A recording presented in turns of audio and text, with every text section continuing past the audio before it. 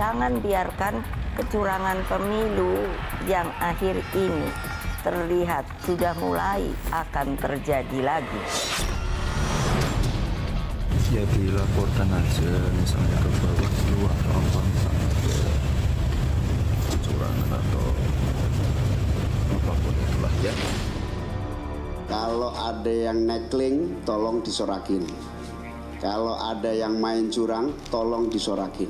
Supaya keluar kartu kuning atau merah untuk pemain yang nakal.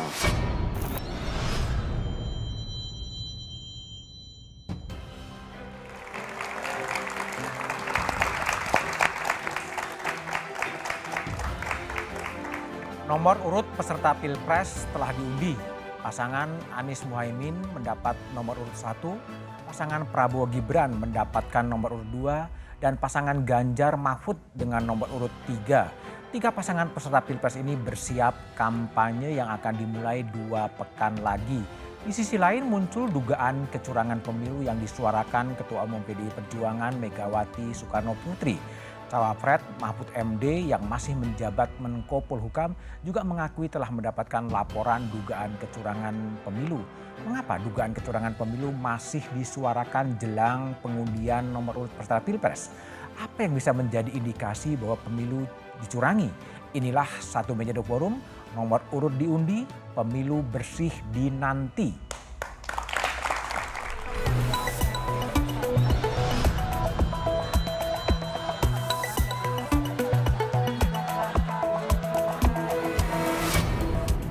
Nomor urut peserta Pilpres telah diundi. Pesta demokrasi memilih pemimpin baru telah dimulai. Ke Mamuju jangan lupa pakai sepatu. Kalau ingin maju, pilihlah nomor 1. 12 Cempaka Biru. 34 dalam Jabangan.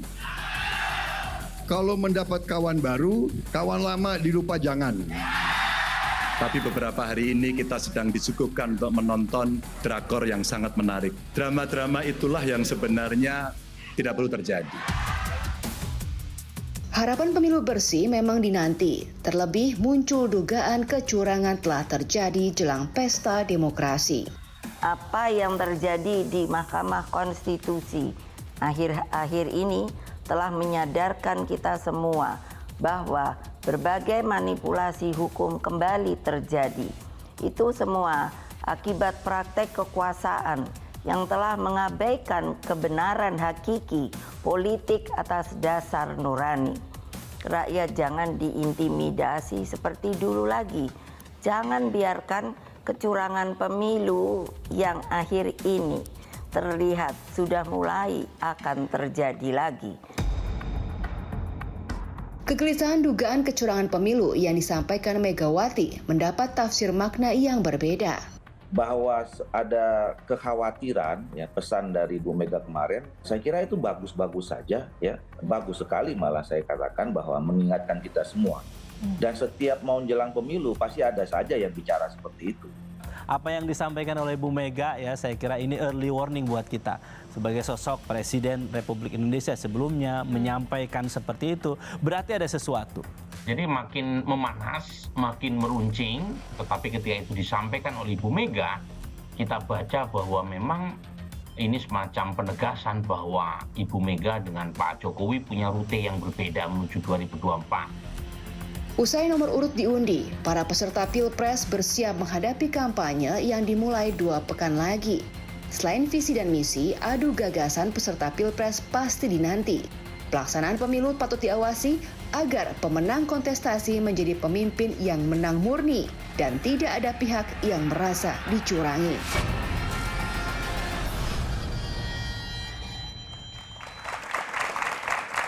Oke, di studio telah hadir dari ujung sebelah kanan Mas Sudirman Said, Ketua Pelaksana Timnas Amin. Malam Mas Dirman. Malam.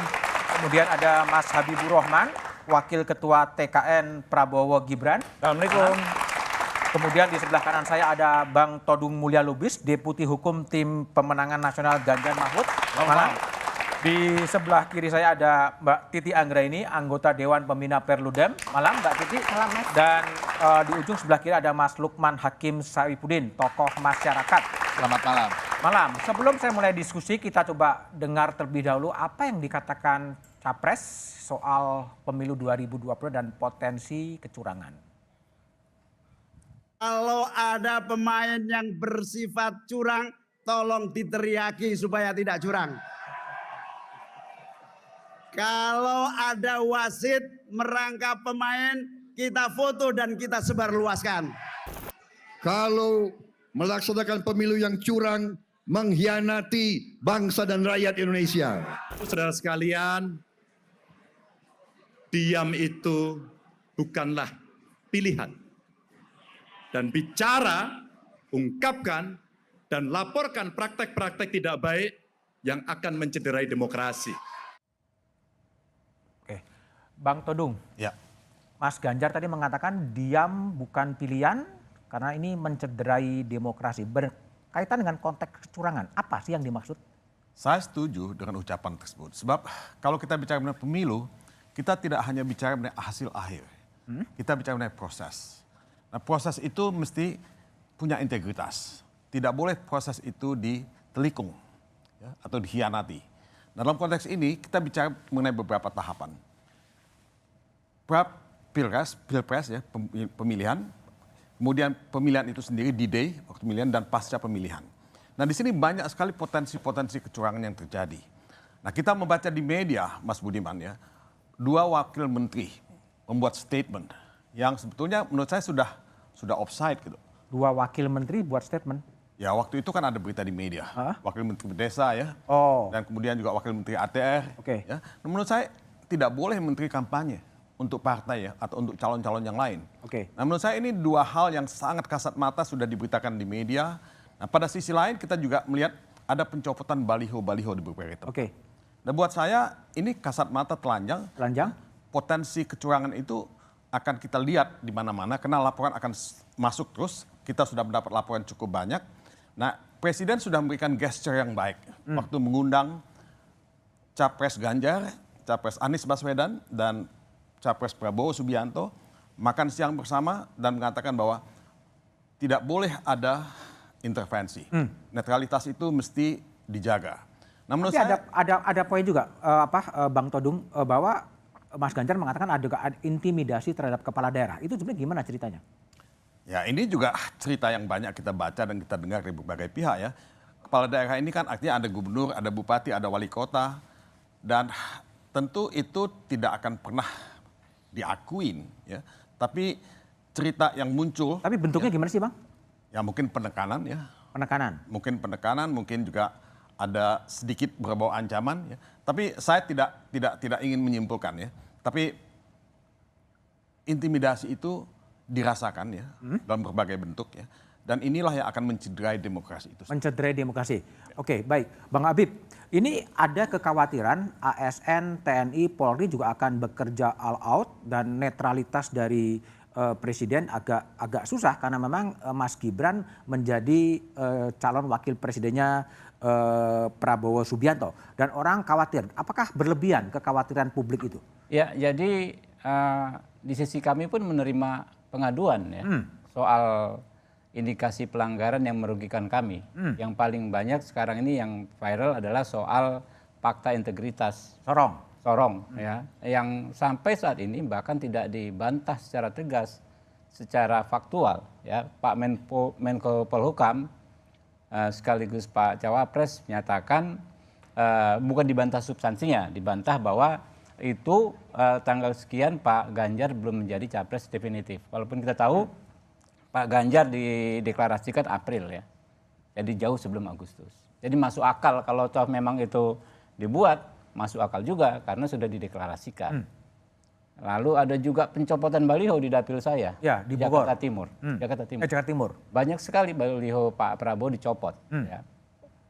Nah, tapi apakah kita bisa mengeneralisir ya, yang berbagai bentuk terjadinya pelanggaran sebagai kecurangan? Kalau kita ngomong pelanggaran, oke, mungkin saja berbeda dari ketentuan peraturan perundang-undangan. Tapi kalau kita bilang kecurangan itu tentu tendensius. Nah, kalau tendensius, kemana tendensius? Karena kekuasaan sekarang ini kan tersebar di semua ya. partai ya? Ke semua bagian Ya, ya. oke, semuanya ada. Ada kementerian, ada kepala daerah, ada pejabat kepala daerah, ada pers.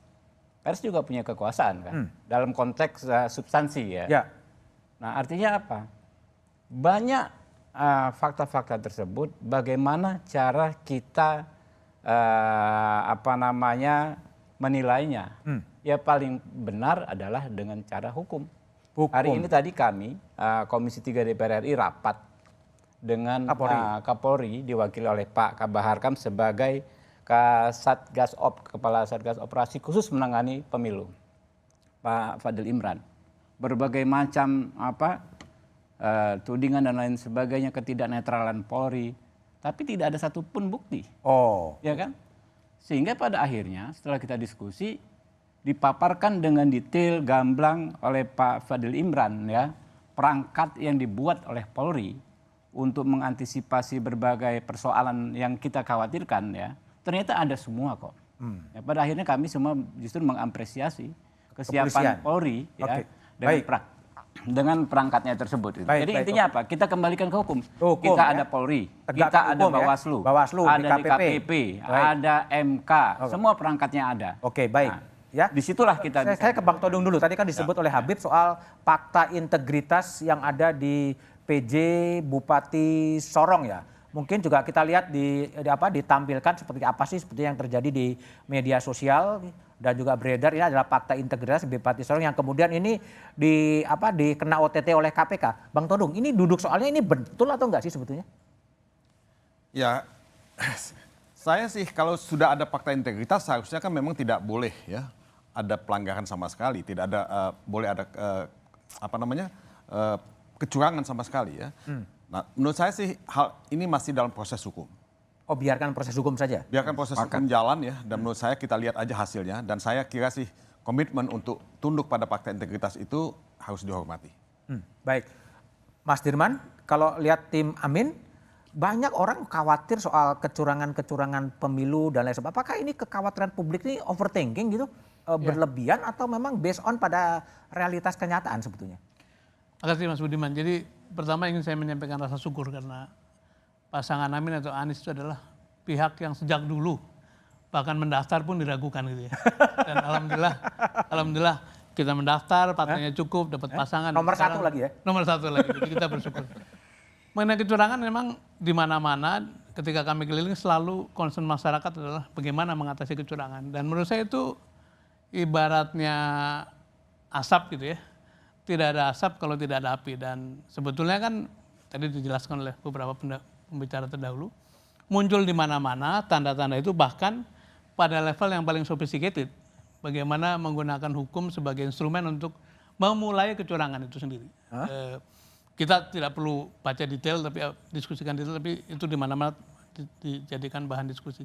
Nah, kami sendiri memang terus menyuarakan tadi pemilu jujur gitu karena dengan gayanya khas Caimin mencandai lah. Nanti kalau ada wasit yang curang laporkan kepada FIFA katanya supaya sertifikatnya dicabut. Tapi kita ingin menyampaikan begini, yang punya tenaga, yang punya resource untuk curang ya memang yang dekat dengan kekuasaan. Dan ya apa boleh buat, kita ingin mengingatkan sejak dulu bahwa alangkah baiknya kalau pemilu ini dijaga kejujurannya, dijaga objektivitasnya. Karena apa? Energi kita untuk berhadapan dengan hasil pemilu yang tidak jujur itu luar biasa. Nanti kalaupun terbentuk pemerintahan akibat kecurangan itu adalah pemerintahan yang tidak legitimate tapi juga tidak stabil. Dan itu akan memakan satu energi luar biasa bagi rakyat. Bukannya kita membangun tapi malah menyelesaikan masalah-masalah ini. Jadi itu sesuatu yang perlu kita ingatkan pada seluruh instrumen, seluruh penyelenggara negara, penyelenggara pemilu agar menjaga pemilu ini berjalan dengan objektif dan bebas dari kecurangan. Bebas dari kecurangan. Oke. Mas Lukman sebagai tokoh yang juga kemarin menyatakan suaranya di Rembang, melihat berbagai peristiwa-peristiwa yang kecurangan melalui berbagai media sosial, ketidaknetralan di berbagai tempat, sejauh mana sih sebenarnya kekhawatiran yang dirasakan oleh Mas Lukman dan teman-teman masyarakat secara umum terhadap pemilu 2024? Tapi jawabannya setelah jeda berikut ini saja.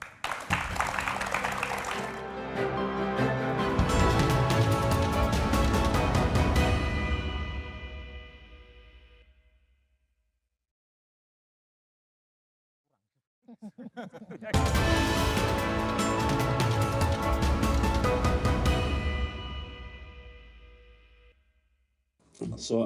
sekiranya ada indikasi dugaan pelanggaran, saya kira secara mekanisme dan kelembagaan sudah diatur di Undang-Undang Pemilu, disiapkan lembaga Bawaslu apabila kemudian ada pihak-pihak yang menengari ada dugaan, indikasi dugaan pelanggaran pemilu.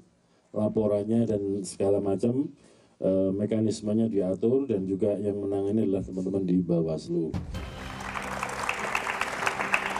Mas Lukman, dari rentetan peristiwa yang ada, seberapa mengkhawatirkan sebetulnya dugaan atau spekulasi bahwa ada kecurangan? Ya, sekarang ini keresahan, kegalauan, bahkan kekhawatiran, bahkan lebih jauh lagi ketakutan itu sudah disuarakan banyak kalangan. Tidak hanya rohaniawan, agamawan, tapi juga budayawan, akademisi, bahkan forum Pemret kemarin juga menyatakan hal yang sama. Mahasiswa dan sekarang terkonfirmasi para kandidat, para capres-cawapres juga menyatakan hal yang sama. Kekhawatiran, ketakutan akan kecurangan. Jadi ini memang sudah meluas kekhawatiran, ketakutan ini. Mengapa? Karena memang 2024 ini Pilpres dan pemilu legislatifnya memang khas.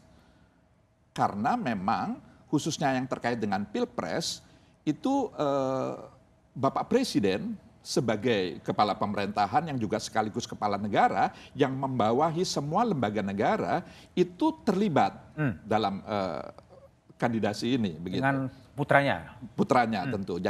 Jadi ini yang lalu kemudian publik merasa netralitas itu menjadi sesuatu yang didambakan oleh semua kalangan karena ini untuk mengawal proses demokratisasi kita yang sejak reformasi kemarin 25 tahun yang lalu ini terus kita upayakan untuk kita jaga, kita pelihara, kita rawat bersama. Karena tanpa demokrasi bangsa sebesar Indonesia dan semajemuk kita itu sangat mengkhawatirkan, sangat menakutkan kalau tidak ditopang oleh kesadaran semua segmen yang ada di masyarakat, semua elemen bangsa untuk mari bersama-sama mentaati proses demokratisasi yang sedang kita jaga bersama ini. Baik, Mbak Titi, tadi kan Mas Lukman mengatakan ya ketika Mas Gibran berada di Cawapres, agak susah bagi Presiden Jokowi untuk bersikap netral itu kan, tapi kan masih asumsi. Apa yang bisa dilakukan agar betul-betul Presiden Jokowi betul-betul netral dan betul-betul bertindak sebagai head of state, sebagai kepala negara? Ya, tidak politisasi birokrasi, tidak politisasi aparat keamanan, dan juga menjaga netralitas penyelenggara pemilu. Karena pilar yang paling penting itu kan organ-organ dalam proses pemilu, penyelenggara pemilunya harus netral, birokrasinya profesional dan tidak berpihak, aparat keamanannya juga tidak cawe-cawe politik, termasuk juga pejabat negara. Karena di dalam undang-undang pemilu kita sangat ditegaskan, pejabat negara itu tidak boleh membuat kebijakan yang menguntungkan atau merugikan. Itu dasein ya? Ya. Dalam praksis, mungkin nggak? Ya tidak mungkin, misalnya tidak saja mungkin. 2019 kita ambil contoh, ada 3.924 laporan pelanggaran pemilu yang masuk, itu 2019 ya. Dan apalagi sekarang nih, kita mungkin bisa agak mundur ke belakang sedikit Mas Budiman. Di awal kita memulai tahapan pemilu, isu apa sih yang muncul? Dugaan manipulasi kecurangan verifikasi partai kan? Dan itu kita bahas, bahkan di forum ini kita bahas. Ketua KPU sudah disangsi oleh DKPP. Dan yang berikutnya adalah misalnya beberapa rentetan kontroversi putusan Mahkamah Konstitusi. Dan sekarang misalnya yang menurut saya ini jadi blessing in disguise ya. Peserta pemilu itu memang harus saling mengawasi. Yang jadi susah itu kalau peserta pemilunya saling mentoleransi kecurangan. Oh, jadi menormalisasi kecurangan. Betul. Jadi kecurangan dianggap biasa gitu. Nah, betul. Jadi yang satu yang saya jadikan evaluasi ketika pidato para pasangan calon, ya memang kontestan itu mereka yang paling depan saling mengawasi satu sama lain. Ada instrumen hukum yang bisa digunakan. Nah, tantangannya adalah apakah instrumen hukum itu akan bekerja sesuai dengan harapan kehadirannya begitu gitu. Terbuka, transparan, akuntabel, proporsional. Yang kita khawatirkan adalah misalnya selalu ada cara untuk mentoleransi ketika ada laporan pelanggaran untuk tidak memproses sesuai dengan koridor. Selalu ada misalnya celah-celah unsurnya kurang dan lain sebagainya. Ketika ketidakpuasan itu muncul, maka yang akan terjadi adalah ekses atau ikutan bahaya, keterbelahan di masyarakat akan menguat, ketidakpercayaan pada pemilu akan terus bergulir, dan pada akhirnya itu akan terus berdampak pasca pemilu. Oke, baik. Kita coba lihat tadi kan Mbak Titi menyebutkan juga para menteri birokrat yang kemudian menjadi tim kampanye. Kita coba lihat ya video dari Menteri Investasi Bahlil Lahadalia dalam acara di Repnas yang kelihatan juga cenderung mengendorse atau seperti apa. Kita coba lihat dulu. Pak Karno, Bung Karno presiden pertama kita. Menjadi presiden, menterinya banyak juga di bawah 40 tahun. Bahkan Perdana Menteri Indonesia Bung Sahril itu usianya 36 tahun. Terus kenapa orang mempersoalkan kalau anak muda yang memimpin bangsa ini? Mendirikan bangsa aja anak muda bisa. Apalagi mengisi cita-cita kemerdekaan itu. Bahlil selain Menteri Investasi juga Ketua Dewan Pembina dari Repnas ya. Tapi apakah bisa dilepaskan posisi Menteri dan Repnas? Bang Habib, itu gimana penjelasan Anda lihat video ya, pertama saya menanggapi soal relasi ayah anak ini ya. Betulnya kan hal yang sangat mudah bagi kita mencernanya. Karena konstitusi kita mengizinkan bahkan seorang presiden incumbent maju sebagai presiden, calon presiden di periode keduanya. Ya, apakah dengan serta-merta itu membuktikan dia langsung melakukan kecurangan? Ya enggak juga, ya kan. Lalu kita tanya pendapat teman-teman, apa yang terjadi 2019? Apakah terjadi kecurangan? Saya pada saat itu di posisi oposisi, ya kan. Berbagai laporan kita sampaikan, ya. Seperti kata Mbak Titi, ada ribuan mungkin laporan, 3.000-an sekian kita sampaikan. Tapi kan kita tetap ada kembali kepada komitmen kita sebagai negara hukum. Ketika semua proses hukum sudah dilaksanakan, Bawaslu, kemudian Sentra Gakumdu lanjutannya ya kan, kemudian ke MK, ke DKPP bahkan ya. Nah, ketika semua persoalan sudah disampaikan ke sana secara formal, diperiksa secara formal, lalu diputus secara formal dan substansi, ya kita mau nggak mau harus terima konsekuensi. Tapi kalau kembali kepada video Menteri Bahlil tadi gimana? Konsekuensi pengakuan kita sebagai negara hukum. Jadi banyak kekurangan di Bawaslu, betul kata Mbak Titi, sekian ribu laporan, banyak kekurangan. Tapi bukan berarti lantas kita mau ngapain gitu kan ya? Bukan berarti kita ya sudah kita cari jalan lain selain jalan hukum, kan nggak begitu juga. Mari sama-sama kita perbaiki. Nah, tadi terkait Menteri Bahlil juga gampang mencernanya kok. Ada aturannya kok. Menteri boleh bagian dari tim pemenangan, bahkan jadi calon juga boleh. Lalu dia beraktivitas bisa di searching dengan gamblang di hari apa, ya kan ya, di jam berapa. Nah, kalau toh memang ditemukan pelanggaran, kan ada ininya, ada jalannya untuk menyelesaikan. Laporkan, gitu kan ya, ke Bawaslu, silakan, karena ada sanksinya, ya. Kalau di luar dengan kapasitasnya sebagai pejabat negara, di 283 Undang-Undang Pemilu, melakukan kebijakan yang menguntungkan atau merugikan salah satu peserta pemilu bisa dihukum. Begitu juga yang sekarang kami analisa tentang Kepala BNPTKI, apa namanya yang baru sekarang, Pak Beni, menghadirkan Pak Ganjar di acara tersebut, ya kan, yang dibiayai oleh negara. Ini kami juga sedang analisa. Nggak ada masalah, ya kan. Ya, hal-hal seperti ini saya pikir akan terus terjadi dari saat ini setelah kick off sampai nanti final penghitungan suara. Tapi kita, kalau kami sudah punya inilah ya, pelajaran ya, jangan yang seperti ini membuat kita lupa bahwa tugas utama kita adalah menyampaikan gagasan-gagasan kita kepada masyarakat. Gagasan, nah, itu yang penting menurut saya. Makanya dibentuk kalau di tempat kami Direktorat Advokasi dan Hukum. Ya silakan aja, ini tim lawyer yang gerak. Yang akan menggerak. Tapi yang menyampaikan gagasan dan lain sebagainya itu. Karena rakyat kita, ya menurut pendapat kami sekarang ini capek dengan adu tuduhan. Ya. Adu serangan, capek. Mereka pengen nanya wacananya apa, gagasannya apa di para calon ini. Baik, Mas Dirman. Kalau Mas Dirman lihat tadi dalam posisi Menteri Bahlil yang juga menurut Mas Habib boleh ikut berkampanye. BNP2TKI, ya, Pak Benny Ramdhani. Ini kan memang karena problem apa? Karena aturannya memang nggak jelas gitu, semuanya boleh melakukan apa, ada problem etik dan problem moral atau gimana kalau Mas Dirman lihat? Ya katanya ada 3 level bertindak atau perilaku ya. Pertama itu serba boleh. Serba boleh? Yang mendrive itu kemauan, keserakahan. Yang kedua legalistik. Nah yang paling tinggi adalah etis gitu ya. Etis. Nah kalau kita ada di bawah barangkali boleh legalistik tuh karena ada yang mengatur gitu. Tapi begitu kita paling top, kalau kita berpegang teguh hanya semata-mata pada hukum, you are the rule, you are the law gitu ya. Jadi top leader itu memang bisa membuat hukum. Bahkan kita punya bukti semuanya lah bahwa pada akhirnya ketika pimpinan tertinggi dimanapun itu pengen aturannya berubah, dia rubah itu. Karena itu yang mengatur perilaku dari para pejabat tinggi adalah beyond legalistik, harus etik gitu. Dan itu yang menurut saya sekarang sedang kehilangan. Kita sedang kehilangan keteladanan dari para pemimpin tingkat tinggi, sehingga seluruh aturan itu dipermainkan gitu. Misalnya tahun lalu tuh ada satu judicial review yang dulu para menteri ketika harus kampanye harus mundur. Sekarang dibolehkan, tidak hanya izin malah kepada presiden gitu. Jadi ini membuat mix up ya, bahwa antara peran dia sebagai pejabat negara, sebagai jurukam atau sebagai tim kampanye itu bercampur-campur.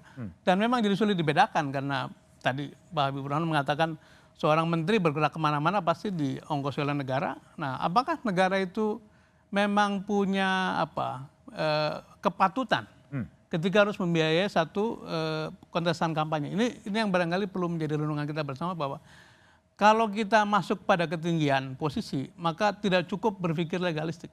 Harus melampaui ketentuan legal saja, tapi pada etik dan tidak, yaitu patut atau tidak dilakukan. Dan barangkali itu menjadi PR kita untuk mengembalikan ke depan patutan itu. Bang Todung, kalau ini kan problemnya kan memang ada problem legalistik, ya, ada problem etis, ada problem apapun gitu.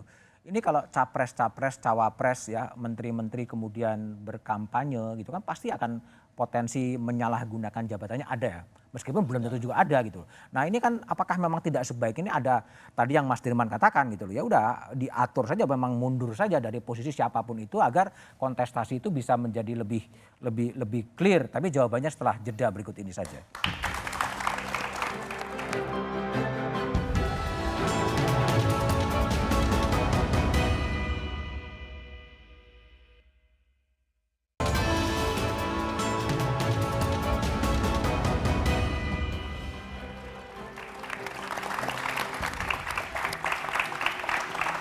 Masih bersama saya Budiman Tanrojo di Satu Meja The Forum. Bang Todung Mulya Lubis, ini kan ada Pak Mahfud sebagai Menko Polhukam, sebagai juga calon wakil presiden.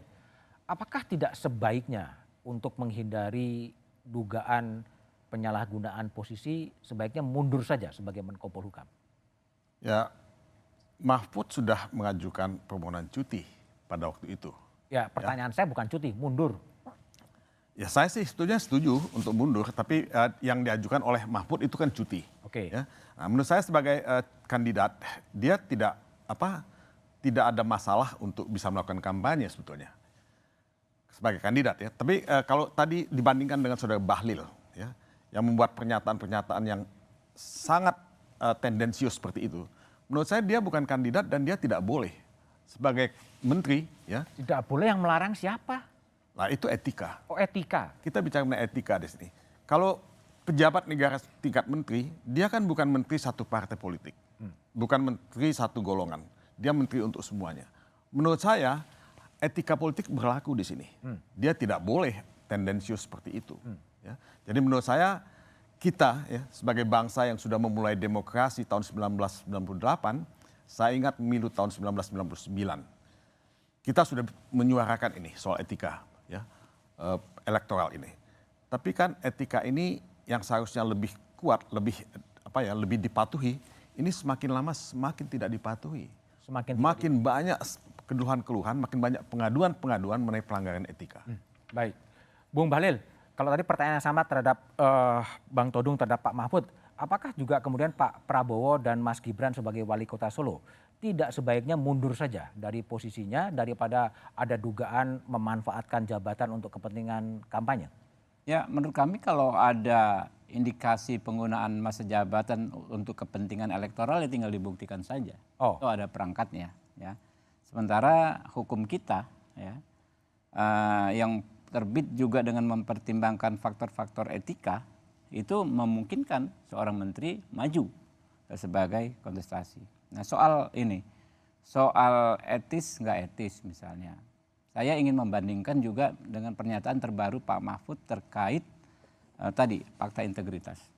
Apakah sebagai Menko Polhukam ataukah sebagai cawapres orang yang disebut dalam akta tersebut? Pak Mahfud mengeluarkan pernyataan yang menurut saya kurang pas. Ini tidak ada masalah karena ini minta tolong dikoreksi ya kalau saya salah ya. Ini nggak ada yang salah karena Pak Ganjar itu di bulan Agustus belum menjadi capres definitif. Padahal substansinya itu kan bagaimana mendukung ke Pak Ganjar. Seolah-olah ingin mengabaikan apa yang menjadi perbincangan di masyarakat. Saya tidak menganggap ini persoalan etika. Gak ada masalah gitu loh. Tapi kalau orang mempertanyakan ya kan, ya boleh juga dengan membandingkan misalnya dengan kasusnya Pak Bahlil. Tapi kita kembali, ya orang kadang-kadang mempertentangkan antara hukum dengan etika. Kalau saya tidak se-ekstrem itu. Baik. Ya, karena hukum juga terbit dengan mempertimbangkan faktor-faktor etika. Mas Lukman, mungkin Anda bisa mengambil jarak ya. Kalau kita lihat tadi kan Pak Mahfud tidak mundur, ya. Kemudian Pak Prabowo juga kemudian tidak mundur, Mas Gibran juga tidak mundur. Tapi ada juga yang menarik, orang-orang wakil Menteri BUMN, ya, Mas Rosan memilih untuk mundur daripada tidak terjadi konflik kepentingan. Mas Arsyad mundur juga sebagai ketua umum KD atau non-aktif sebetulnya. Ini Anda lihatnya gimana? Apakah tidak sebaiknya kemudian agar tidak terjadi dugaan penyalahgunaan kekuasaan atau netralitas, sebaiknya memang mundur saja? Ya, saya akan menjawab itu, tapi sebelumnya saya ingin menyampaikan apa yang menjadi refleksi banyak kalangan, khususnya agamawan, budayawan, para akademisi dan banyak yang lain, sampai kepada satu kesimpulan sebenarnya kita mengalami krisis nilai. Krisis nilai? Krisis nilai. Jadi pendekatan legalistik yang selama ini digunakan itu juga problematik sebenarnya. Karena hukum lalu digunakan sebagai basis legalitas atas praktek-praktek yang sebenarnya tidak terpuji gitu. Ya kasus MK sangat telanjang sekali, sangat terbuka kan begitu. Dan banyak kasus yang lain. Misalnya di syarat caleg 30% perempuan begitu, itu kan undang-undang. Tapi lalu kemudian direkayasa bahwa muncul peraturan boleh tidak 30% caleg perempuan. Jadi banyaklah contoh-contoh. Jadi hukum digunakan sebagai landasan legalitas atas tindakan yang sebenarnya tidak baik. Nah oleh karenanya, ya nilai itu yang sekarang mengalami krisis. Jadi setiap kita khususnya penyelenggara negara memang dituntut untuk tidak hanya berbasis hukum, memang demokrasi itu diimbangi dengan nomokrasi, tapi tidak cukup hukum itu. Harus juga dibarengi dengan nilai. Jadi rasa, jadi rasa. Jadi azas kepatutan, kepantasan itu penting sekali bagi penyelenggara negara. Itu enggak utopi? Bagaimana? Dalam sesuatu sekarang apa tidak utopi? Enggak, menurut saya buktinya masih ada tadi contoh-contoh, ada pejabat yang mundur. Tadi sejumlah komisaris, sejumlah pejabat penyelenggara negara, Gubernur Lemhanas gitu, itu juga mengundurkan diri.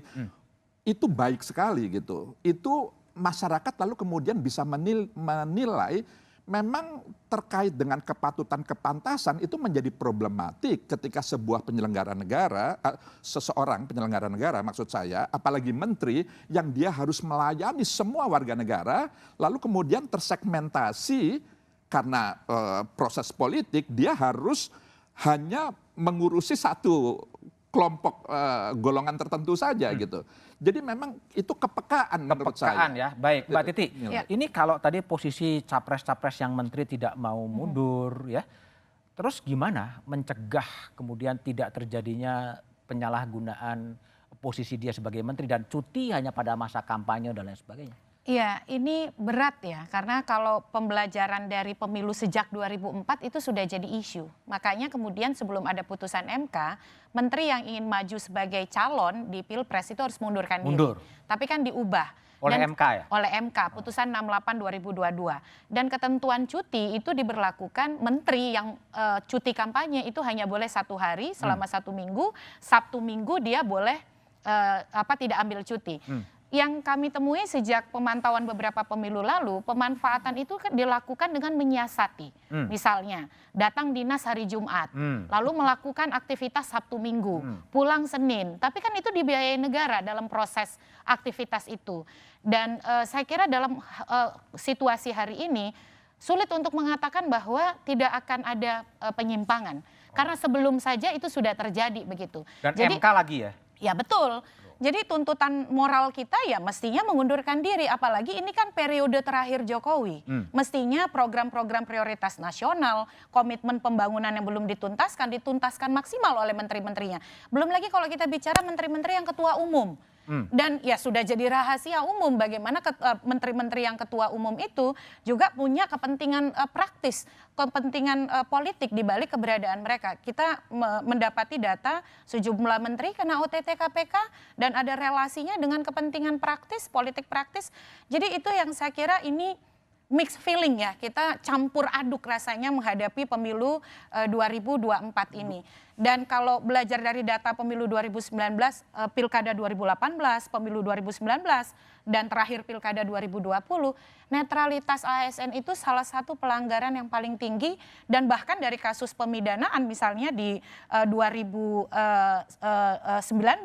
itu ada 31 putusan soal ketidaknetralan aparatur sipil negara dan kepala desa. Baik, Mas Dirman, kalau Mas Dirman lihat tadi kan ada beda ya, ada yang memang memilih untuk mundur daripada konflik of interest ya, tetapi ya mengatakan enggak, aturannya kemudian juga tidak harus saya mundur, ngapain saya mundur gitu loh. Ini sebetulnya yang bakal terjadi ke depan akan seperti apa menurut pandangan Mas Dirman, tapi jawabannya setelah jeda berikut ini saja. Kebanyakan iklannya ini. Ini kan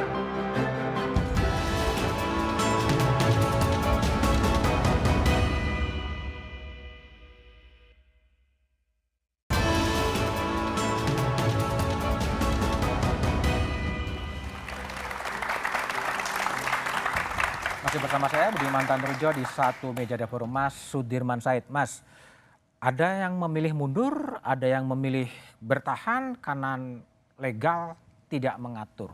Gimana ini? Apa konflik antara seperti ini harus diselesaikan menurut Anda?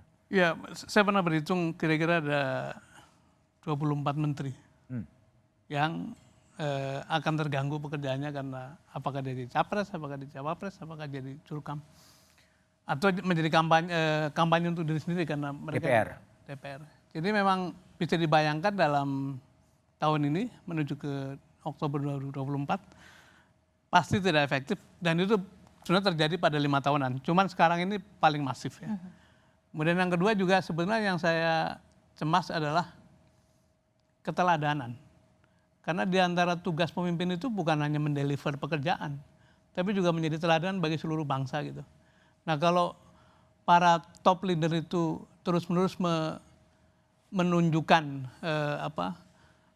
nerabas kepatutan, itu menurut saya kita bisa tadi saya kira Lohman kehilangan. Nah saya mau menjawab apakah itu utopis? Tidak. Saya ini sekjen PMI, tidak ada kewajiban mundur sampai saya resmi ditetapkan sebagai tim kampanye. Dan saya juga komut dari Transjakarta. Saya mundur dua-duanya jauh hari. Mundur dua-duanya. Dan baik-baik saja. Okay. Jadi sebetulnya kalau mau dilakukan banyak cara dan itu akan menjadi satu sekarang lega mau lebih enak ya, menyimpan usia merdeka. Bung Habib, jadi gimana komitmen dari Pak Prabowo Gibran untuk betul-betul netral dan tidak menggunakan posisinya? Ya kalau netral tentu ya tidak menggunakan posisinya. Pak Prabowo itu nggak ada sejarah kecurangan.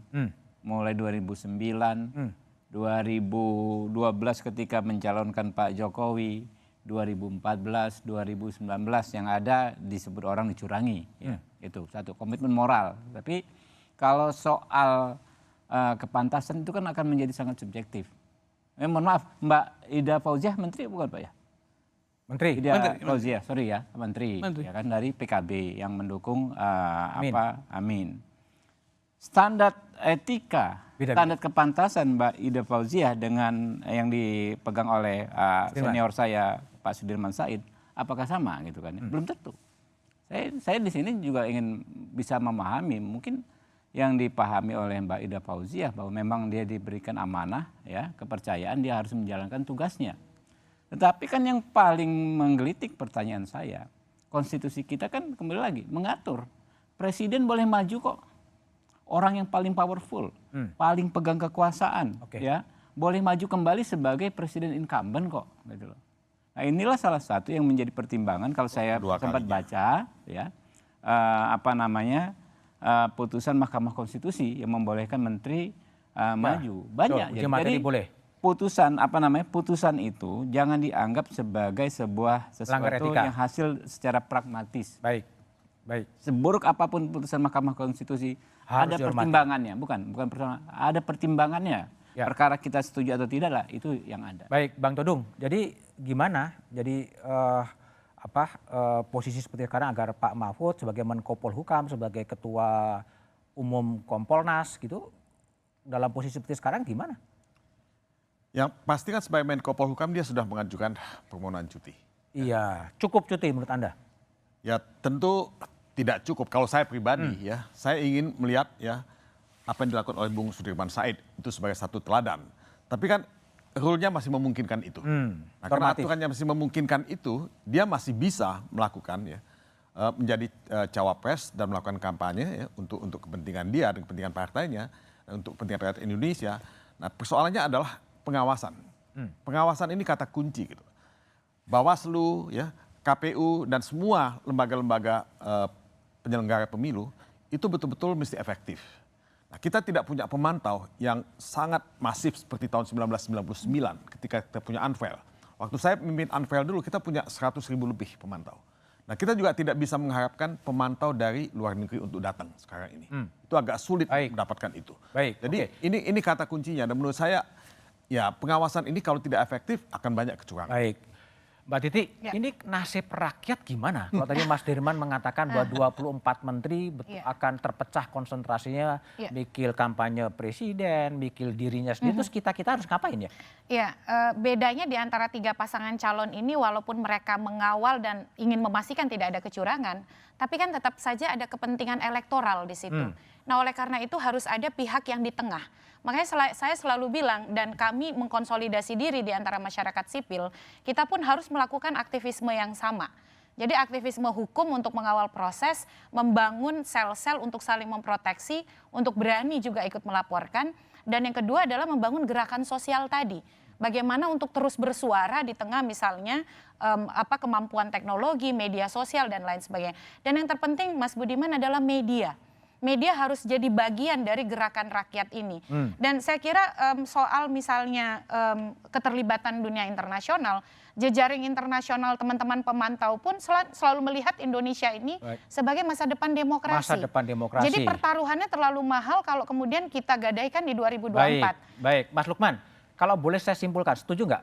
Rakyat bakal orakopen. Karena semua menterinya sibuk kampanye pilpres dan orakopen itu maksudnya nggak terurus. Nggak terurus. Iya. Gimana? Iya bisa jadi dan itu yang menakutkan kita semua. Oleh karenanya 2 menurut saya yang bisa dilakukan.